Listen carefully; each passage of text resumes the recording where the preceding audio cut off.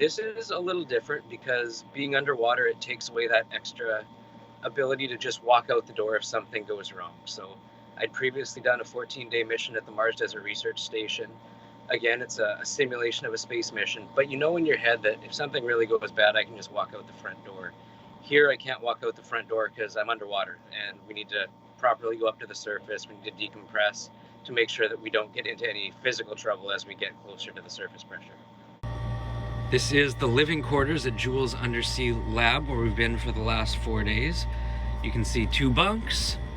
Walk through into the other room. We've got 2 more bunks, and then the view out the window of where we're living. This is helping to understand what happens to people during longer duration underwater missions, which is good for people that work underwater, for people that work in a submarine or in different research facilities around the world. There are other underwater habitats.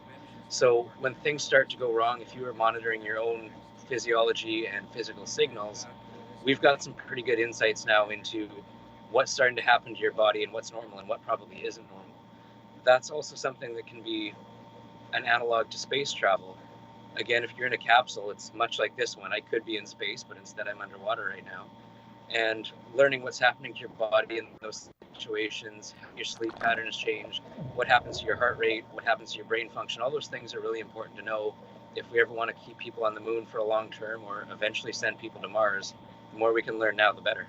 What I've learned so far is that my brain is having to work a whole lot harder down here to do the same tasks as when I'm on the surface.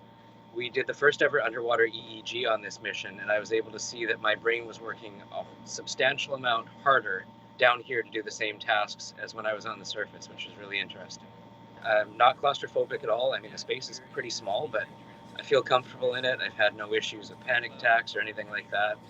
I think I could spend more time in here. I don't know how much more, but reasonably I could at least do 5 more days and it wouldn't be much of a problem, I don't think. But yeah, it's so far so good.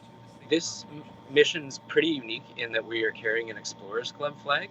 So the Explorers Club is based out of New York, but it's a group of explorers from around the world that do science and expeditions and outreach in order to build the scientific community around the world. So it's had people like Franklin Roosevelt in it. It's had Buzz Aldrin and Neil Armstrong in it.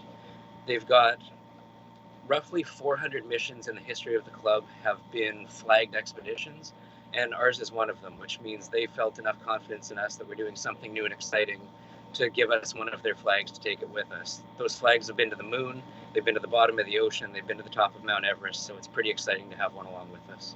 I would imagine in the next 5 years or so, the Canadian Space Agency will look for astronauts again, and I'll apply and see how far I get, but I know that'll be a very competitive pool, so that's one avenue.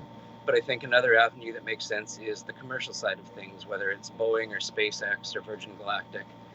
They're starting to send tourists up relatively soon, so I'm hoping there might be an opportunity to get a seat as a researcher. So while people pay up to go and see the views, maybe I can tag along and do some research at the same time.